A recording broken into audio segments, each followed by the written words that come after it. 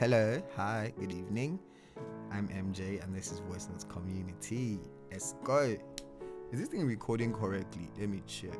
Give me 2 seconds, please. I have to actually stop. Whoop. Okay, I think it's recording correctly. I'm actually going to leave that in. You guys should be, you're welcome to the chaos. Honestly, it would be crazy if I'm recording on the wrong mic. But let's go. I feel like that was a good start, so I'm just going to keep on going. Happy Happy New Month. You get this next week, but this is the 1st of November and this is episode 9. Yo, we're getting close. We're getting super close to episode 10, and episode 10 is going to be interesting. I don't know, I'm just very excited to reach 10 first of all, but then it's also like going to be very, very interesting. How was your week? How have you been?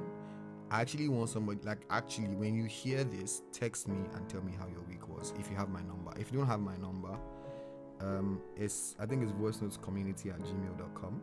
I think. If you don't have my number, you can do that. I'll probably put the email in the thing if you want to just say how you've been, how your week has been. My week has been fun. Not fun exactly, but so I worked more days, but like still the same amount of time, and it was just good. Also very productive with like my assignments and everything. And I've also had like yesterday/today, I've had like half productive, half super lazy days. I've also I started seeing movies again, which is great. I'm very excited about that. But then obviously I'm watching it because I'm like, but yeah. I saw Jackpot, which was interesting because it felt like the acting was intentionally bad.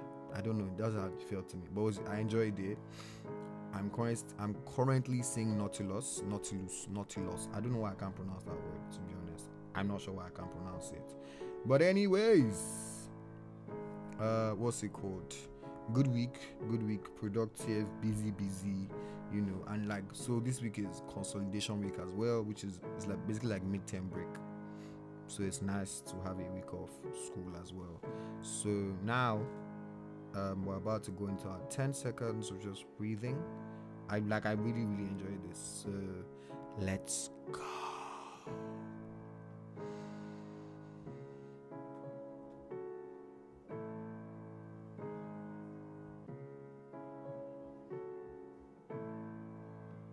And that was 10. Thank you so much for joining in. I enjoy that too much. I started listening to the episodes this week, and I've been really enjoying it. I've been really enjoying the podcast. Thank you guys for listening. So today, what are we doing today? I'm excited. So a few weeks ago, maybe like 2 months or like a month, I was having a conversation with a friend, and I was sharing my experiences with women, and he was like, "That's the bar." Like when people are like, "Oh, your standards are too high, your bar is too high." Well, like my own bar is in the hell, because it was very low. It was quite in the bottom of the pit. So today, because in the descriptions I use the word explore a lot. So I'm going to actually, what they call it, I'm going to actually use the word explore now. I got distracted a bit. I put my phone away. Because I'm getting distracted. Nope. So let's talk about it. What is love not? What love is not? I remember this song, and I actually want to check the lyrics. The song in Empire. What is love? Honestly, do you guys, is there like a thing where I feel like the episode is going to be very chaotic, but let's move. What do you call it? Do you guys, what are the restrictions? Like, if I wanted to be playing songs on the podcast, like, do I have to be a DJ to play songs without like, what they call it, without like issues? So now these are the lyrics. What is love if you're not here with me? I don't think I'm able to. Oh my god, I don't want your whatever. What is love if you're not here with me? What if love is if it's not guaranteed? What is love if it just ups and leaves? Okay. What is love if you're not here no more? What is love if you're not really sure? What is love? Nah, that song is a banger. I can't even lie. That song is a banger. I'm going to play it when I'm done recording. I'm going to play it for the fun of myself. But you guys, unfortunately, I don't think I can. So you can listen to the song if you want to listen to it. But nice song. But then what is love not? So the first thing I wrote is love is not niceness. And so I'm about this, even if this I feel like this person said it in a way so that they don't have to be nice. But somebody was saying how like one time that Jesus wasn't a nice guy, he was a kind guy. Jesus was mission oriented. Nice people, like if you are, because love shouldn't be a thing reserved for true love shouldn't be just reserved for like the people that you love. A true person of love is like they love continuously. Like they love continuously. They don't just love some people. Like it is evident in how they act towards everybody. If somebody is only kind or nice to you, only you, and they are wicked to everybody else, that person you should run. But anyways, love is not niceness, because what is niceness? Niceness is constant pleasure. It's constant. There's no what they call. There's no rifts. There's nothing. It is just every time yes. Every time yes you can have it. Every time yes you can have it. Niceness you can't. For example, if you think about love between father and child, if your parents were always nice to you, you would be really spoilt, or you would have God knows where you would be. But kindness, because love is kind. Small story about why this episode is very interesting to me is that I remember when I was in year one, because I remember that I didn't understand why people were in relationships, because it felt like they were just being unkind to themselves. It didn't make sense to me. So I wanted to understand what love was. But for some reason, and you know that because the way First Corinthians 13 4 to 8 says it, if you don't sit down with it, it doesn't seem like a lot, and it doesn't seem real enough, because what you see in movies doesn't always look like it. Like doesn't look like what is in First Corinthians 13 4 to 8 sometimes. So I remember like I was asking people. I remember I would speak to all these. I had all these like I didn't actually have a lot, but I knew a few like older ladies, and I would ask them like, what is love? And I would be googling things, and I'll be listening to songs, and I'm trying to understand. But honestly, I don't think I understood anything. So, but anyways, here we are now. So number one, love is not niceness. Love is not consistency, my guy. Love is not consistency. Let me tell you something. The devil is consistent. In in the path to destruction, the devil is consistent. Like I remember I bro, I remember I had this person. I remember like being in conversations, and then somebody would be talking about how the guy asked them out 15 times and they now finally said yes. And the funny thing, the relationship will still be rubbish. Like very, very funny. Because what's the point of your because I think that there was an idea at some point. I'm not sure if it still exists, but there was an idea at some point that what they call it that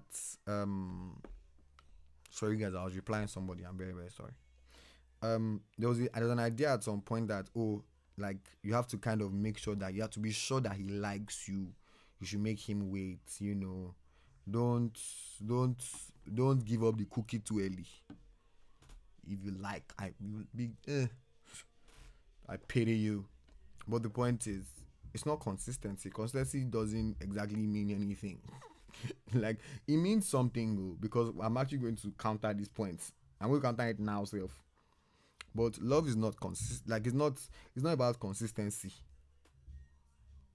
It's like you show up every day, but what is inside you? What are you coming with? Like, yes, you are here. Yes, you text every day, but what are we talking about every day? What are we doing? Like, consistency is good because it helps your emotions. Your emotions are emotioning and everything, but love isn't that. Love isn't consistency. Now, love is also not inconsistent because you cannot say you truly care about somebody and then you're flaky, because I don't understand. From an emotional perspective, personally, I'm just like, how can you forget about me for so long? But so love, so like there's a what they call it. There is a thin line there where like love is not about just showing up consistently. Love is love is also being consistent, but showing up with value, with the right values. Yep. Now, love is also not sacrifice in the sense that, wait, let me explain. Let me explain. Wait. So, I think that personally, I don't know why. I'm not sure where I got it from, to be honest, but I had this idea that like when you like somebody, when you're interested in somebody, you should be ready to go through hell for them. You should be ready to jump into the oceans. I know how Bridgerton, that show, how all of them almost kill each other for the love, almost die. Different, what they call it. It must shall be strenuous and be stressful. Well, that can happen. But that is not a test of the love. It's not the truth of the love. Yes, when your love is real, when your love is strong, when your love is great, it would pass through things. But the mistake the mistake to make is that passing through things together might not. Now a lot of these things, like for example, if I said love is being nice, it is true to some extent, but there has to be, you have to cut it, you have to, you have to tweak it a bit, you have to check it. So it's not just, oh, we've gone through things together, we've suffered. Bro, I remember I was ready to accept anything at a point. Like, I used to just feel like, oh, this person likes me, I like this person, you know, whatever, whatever. Like, I'm telling you, I cannot say it out loud because I promise to keep it a secret. And I'm a man of my word. One of my friends said that to me a few times. So now I'm saying it to myself.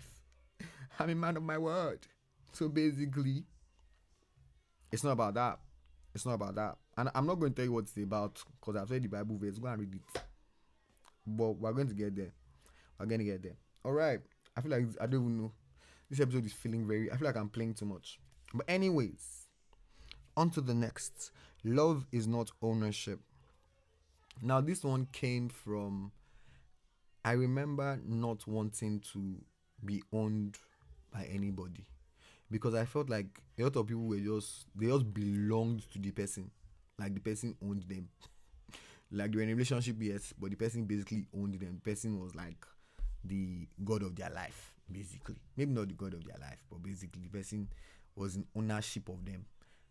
And that is not that's not it.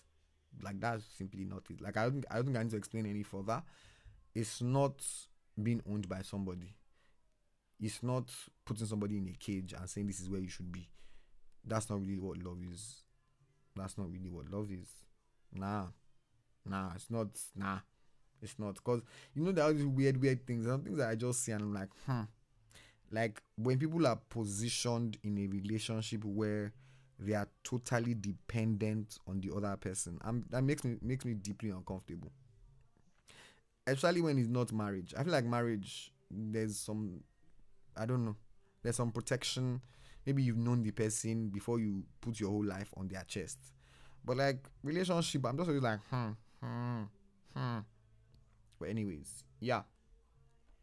Now, love is not a relationship. Like, let's just be clear. Because you are dating doesn't mean that there's love there. Do you hear me? Because you've been dating the person for 5 years doesn't mean that there's love there.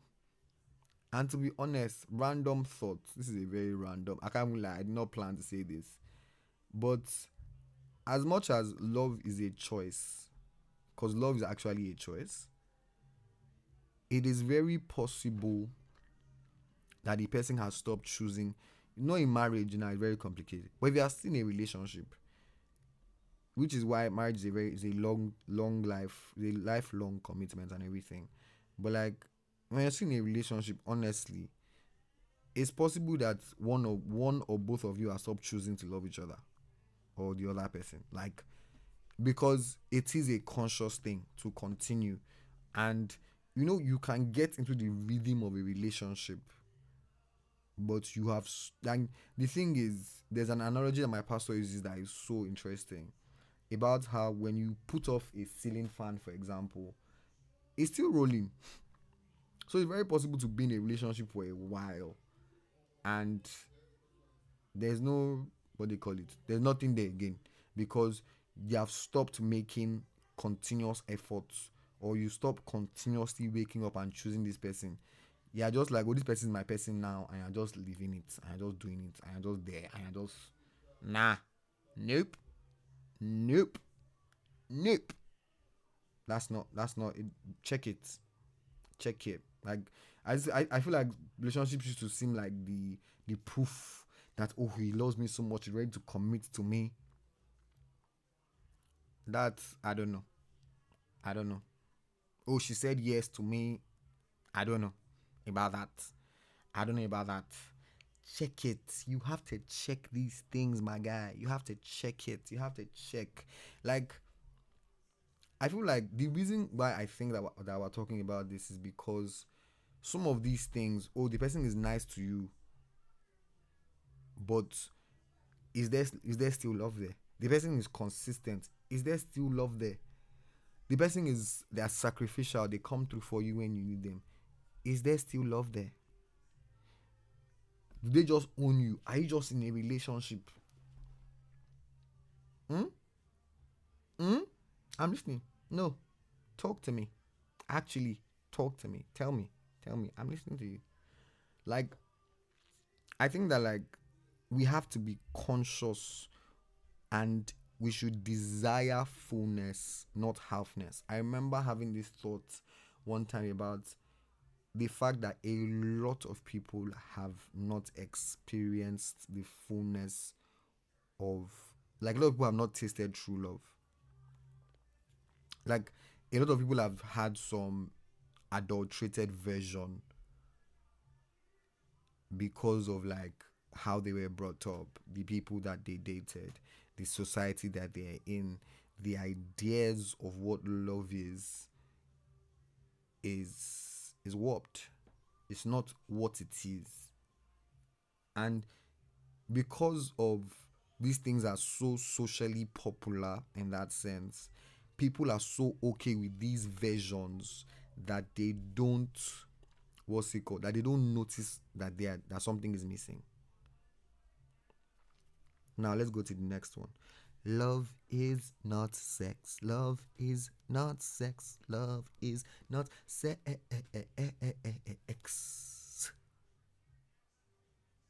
Bro, that's not it, man.